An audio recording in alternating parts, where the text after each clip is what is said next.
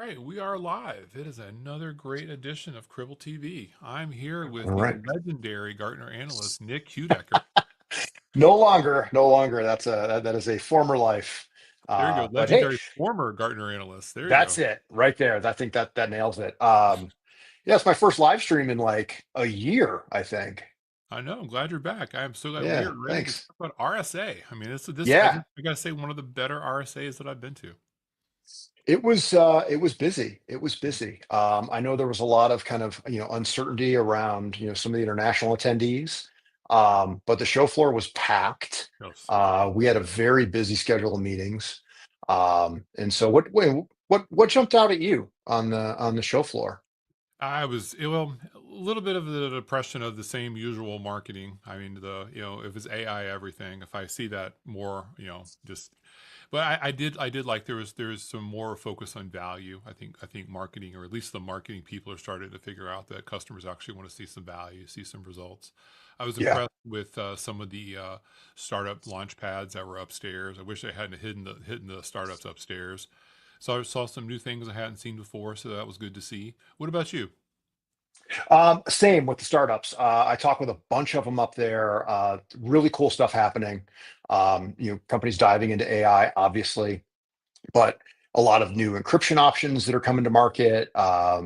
Still very early stage, but yeah, also annoyed. It was very difficult to find the startup Yes, section. I wish they had been integrated back onto the show floor, I agree. but the show floor was full. I mean, there were a ton of, I think, like just under 400 exhibitors on the Yeah, show it was floor. incredible. The amount of just Yeah. the overload. It was really something. I Um, love the Cribble booth. I got to say, the Cribble booth, the staff, the team that handles that was just impressive. That was like, wow. yeah. Yeah. It was a great show. It was a great show. And the booth was just absolutely heaving. Yes. You'd walk over there and there'd be, it'd be 16 people deep during the demos and the presentations from our partners. We announced our partnership there with Palo Alto, so great to have them on board as a partner. But we had a lot of other folks speaking in the booth, and it was good. I thought it was very well received. Yeah, I was super impressed, especially I thought the partner discussions were really good. I like Yeah, that we had room for the whiteboard. The demos really went well. I spent as much time on the floor as I could, and it's great to hear the conversations.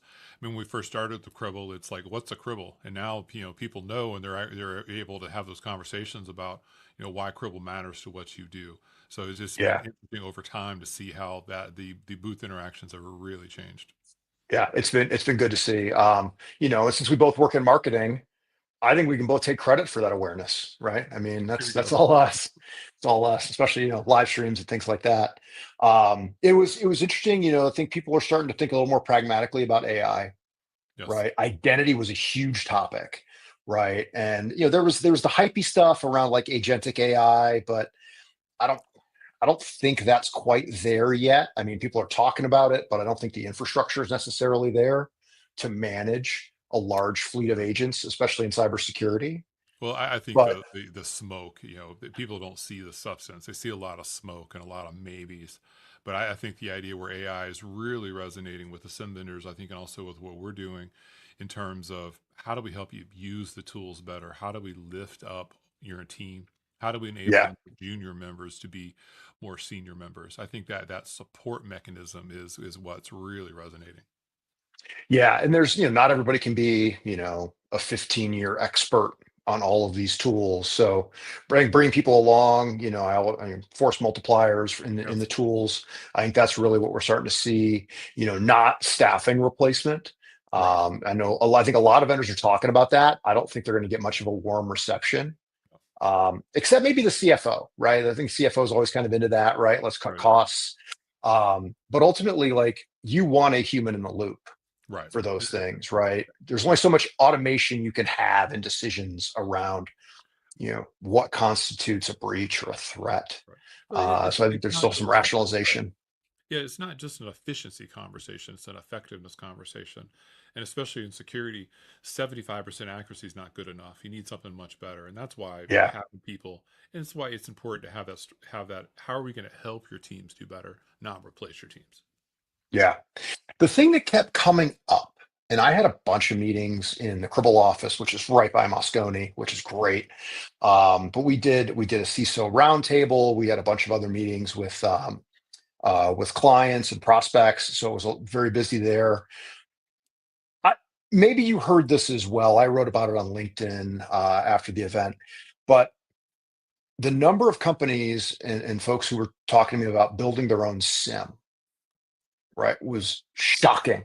I was really surprised by this, and I'm not much of a fan of DIY, right? I feel like there's other stuff you can spend your time doing, but the thing that kept happening was, people would say, "I hate what I have, and I hate all the options that are available to me.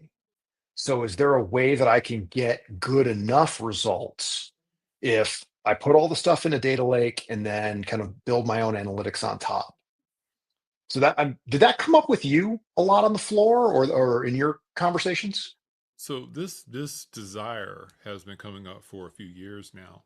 And Yeah, what's now is, I think what's different now is it's becoming more realistic, because the idea is that it's not just a data lake, but it's a detection engine, it's case management, it's, where do I drive my threat hunt, where do I drive my automations, and finally there's enough tooling out there to say, here's my threat hunt, here's my detection engine, here's my case management engine, here's my data lake that has security content built for it, and here's my integration engine which ties it all together.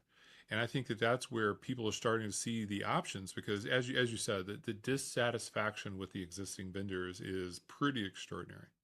yeah, yeah. So I don't know how much success people will really have here, but certainly people are interested. They're going down that path. We also hear the same thing from observability teams.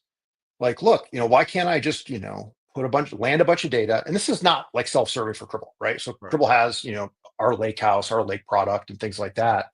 It was just and maybe there's a selection bias, right, with the Right. conversations we were having because we offer those, some of those core data management capabilities. Right. But I was just shocked at how often it came up. Right. And people would show up to the office and they're like, here's our data science team. And they want to talk to you guys about, what's going on and like where they see the future going. And so there's a lot of it, a lot of intent going in this direction. Right. And this, I think this goes back to vendor behavior. I'm seeing very consistently with observability vendors where the idea is that I want to serve all my needs, like give me all your data, I'll solve all your problems, with very non-transparent pricing, with the kind of vendor behavior that drives customers insane, where they're saying, I'm not getting value. I've heard the term bad business partner come up more in the last year than ever before.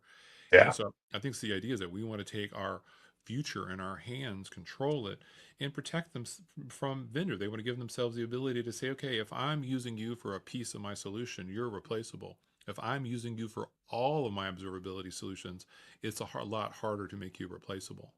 And so I Yeah. think this is something that comes up a lot. Now, as you mentioned, it's tough because few companies have the available engineering resources to build these things themselves.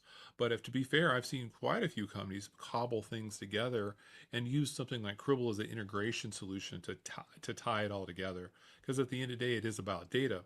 And so it's going to be a very it's going to be an interesting conversation. But the dissatisfaction is definitely there. Yeah. Agreed. Agreed. And if you look at like, that consolidation story, talk to a few CISOs about that as well. And while it sounds good, right? Right. The street loves to hear about, hey, companies are consolidating on platform X or Y, and isn't that great for our earnings? You talk to the CISOs that are doing this, and they're like, of the 8 things that we purchased, 2 or 3 of them work, Right. the rest don't. So we're still in like very much a best of breed world, right? Where Yeah, you have to share that data. I'm always curious. Like you see waves of the same thing. It's like, time is a flat circle. Platformization was a huge thing a few years ago, and now it's breaking down, and now it's coming right back at us again. And it's like Yeah. there's nothing new here. And you see more experienced leaders who are like, do I really want to get back into that again? Am I really going to put myself at the mercy of vendor X? I mean, it's just interesting seeing the trends. Well, let's dig into that, right? Like, the leaders, the CISOs, the average tenure of a CISO today is what, 18 months? There you go. Hey, don't forget about the CIOs, the CTOs, the VP of Yeah. infrastructure who are making these same set of discussions on the observability and IT side of the house. Yeah. So they're getting kind of forced into, these consolidation conversations, like SIM migrations, et cetera.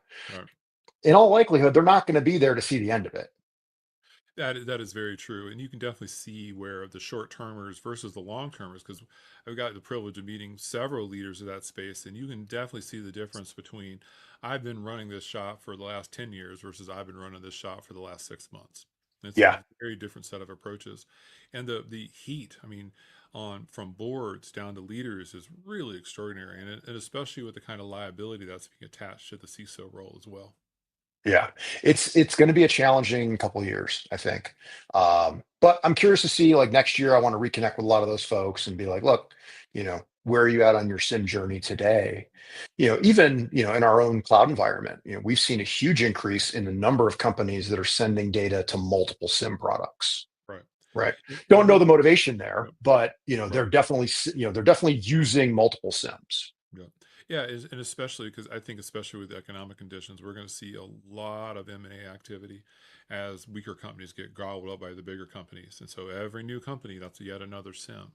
And so the migrations, the cost, I mean, that's a very underrated cost of migrations is, I have this security program, am I going to leave it alone or I'm going to pull it into my global program? And getting that done is non-trivial.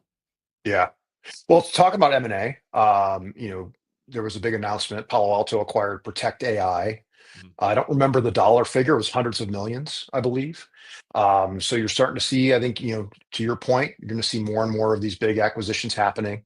Datadog acquired a few companies recently as well. So I think there's companies out there that have some really cool IP and some smart people, right? There's a lot of smart people out there right now. So I think, yeah, it's a great time to be in the M&A business.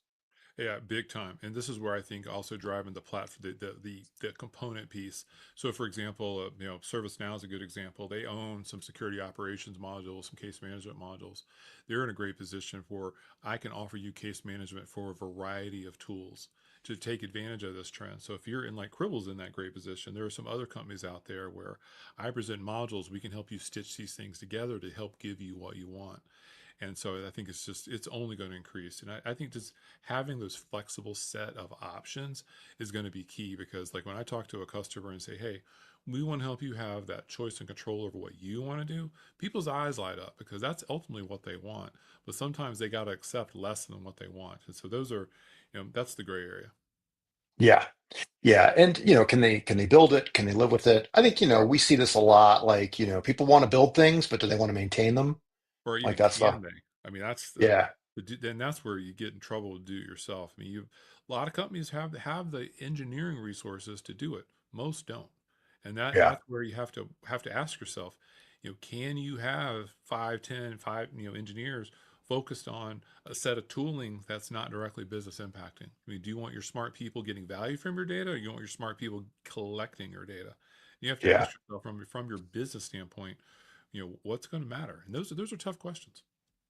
What has been interesting though at RSA over the last, that this is what my third or fourth, I think my third straight RSA Right. is, there's much more focus on data now than there has been in the past. And it's not just like, you know, can I run detections on this or whatever? It's, do I know where this came from? Like, how do I control governance? What does governance even mean for me for all of this data? Where can this data, how else can this data be used? Maybe AI is kind of, driving a lot of this because that's, the most important part is the data, but that has been great to see. Hmm. Although I think it's really uncomfortable for a lot of CISOs and even long-term security practitioners to think about like, okay, I'm a data manager now. Like, when did this happen? But that has been a trend that we've seen over the last several years at RSA. I mean, any thoughts there? Yeah, I From mean, your experience? this has been a gap in enterprises for my entire IT career, so 20 plus years, where there was an enormous amount of discipline of what was considered business impacting data. So, for lack of a term, BI. But the observability, the IT, the security data was seen as something that was just else, something that's Yeah, other. it's And exhaust, it's right? exhaust, right. But like, there's no business value there. It's something a subset of people use. And finally, 20 years later, the security folks are starting to learn that the data is all that matters. It's not your tools. The data is what drives your requirements. The data is what solves your problems. The data is what makes your tools valuable, not the other way around. And that you have to have that same sort of discipline of curating, managing, classifying, improving your data for your security data as you do on the BI side. And I think it's a long time coming. I'm glad to see it now. In terms of being uncomfortable, you're absolutely right. Security folks typically don't have data skills, and you have to recognize, do we hire, do we train, how do we help security teams have data skills? Because it's definitely an uncomfortable conversation. Yeah. Well, and this is, going back to the data science Yeah. part of this conversation, right? I think if you're a security team and you can kind of draft a data scientist or a couple Hmm. into your work, like you're in a great position, right? Because like the data scientist is somebody, they're not making dashboards. If your data scientists are making dashboards, like that's a bad investment. But a lot of them on like the BI side, traditional analytics, that's what they're doing, right? They're just wrangling data and making dashboards in Power BI or some other product. But I think if you can get a data scientist or even to join the team or even consult with the team, right, they can definitely help you think about, and you've talked about this before, Yeah. they can definitely help you think about, what are the possibilities with this stuff? Like, what else can we be doing? And there's a lot of meat on the bone that people ignore because they have to think beyond the scope of their tools Right. and think within the scope of their data. Yeah, and I'm glad you brought that up because this is something that I see this a lot. It's a fundamental misunderstanding of skills. Being a good cybersecurity expert does not mean you're a data person. Does not mean you shouldn't be at. It's a different discipline, and this is where either use people in your organization, a larger organization, or hire people with data skills. And like I've seen, like, well, we can't hire a data scientist; they don't have security skills. Like they're missing the point. Your security people set the requirements for your data. The data scientist is the person who looks at your data and see can the data meet the requirements of what the security people are looking for. Think of Yeah, that consultant relationship, and just don't look at it as, how can we use data to solve security problems and change the context where the security team set the requirements. And it's a marrying of skill sets, but also just a fundamental misunderstanding. Like there's another good thing I see: security teams invest massive amounts of money in a SOAR platform, but they don't hire any automation experts. And then they wonder why. Like I saw a great quote from CrowdStrike, where the average SOAR platform in the enterprise, there's 5 to 10 playbooks. Can you imagine spending 7 figures on a tool that you're barely using? talk And about underused. yeah, exactly. And it's a lack of automation skills. You need to hire some automation experts, not some security people. And it's the same thing for your data tools. And so it's a reorienting or refocusing to understand, how do you get better? Yeah. Yeah, it was definitely an interesting event. I'm looking forward to the next one. Looking forward to Black Hat, right? A little more practitioner focused. It's in Vegas, so it's a little more fun as well. But that'll be. Are you going to be at Black Hat? Yeah, I'm looking forward to it. Yeah, I'm interested to see it. It'll be fun. It'll be warm. I was freezing in San Francisco, so it'll be nice It to. was cold. It was really cold. I mean, it always is, unless you hit, kind of the shoulder season there at the end. But yeah, it was cold in SF. It's hard to get a meal. Like that's my biggest complaint about RSA. It's Right. like there's a finite number of restaurants that can accommodate a large group in SF, and so Vegas, it's a Yeah, much better dining experience. you got to get away from Moscone. All the vendors have bought up all the restaurants. So you can't Yeah, get a reservation for squat. And so yeah, it's definitely a thing. That's for sure. I feel like CrowdStrike bought out every storefront on Fourth Street. Like you could not escape CrowdStrike at the event. Also a partner, by the way. There you go. Love to work with those folks. But yeah, they definitely invested heavily in that event. And again, it's going to be I think a great series of events. So for us, we're going to be so we were at RSA. We're going to be at Gartner Security and Risk in Yep. National Harbor in a couple weeks, and then we'll be at Black Hat. I think kind of like mid-August, like Right. 13th ish. I think. Yep. And then we've got our big event Cool in also in con. National Harbor. Yeah, we got Hmm. CurlCon coming up October 13th through the 15th. And we'll have a link if you want to register for that. Yeah. Um, but yeah, that's a good opportunity for folks to connect with us, tell us that we're right or wrong. Probably wrong. But Yeah. yeah, if folks want to register, we'll definitely have a link. Yeah, I'm looking forward to it. It's gonna be our first multi-day event. We're also gonna Yeah. have a full day of training, so I think that's very exciting. I'm gonna have Dara on a live stream soon and talk about that. And it's just full day of training. I mean, you're gonna be able to get just all sorts of value. We're gonna have lots of talks. I'm looking forward to leading our federal panel. Just work just connecting with our teams, connecting with our people, just talking, sharing, and especially feedback is a gift. Tell us where we're wrong because we want to hear it. Yeah. I'm sure that there's some vocal folks out there that are either pro DIY sim or very anti.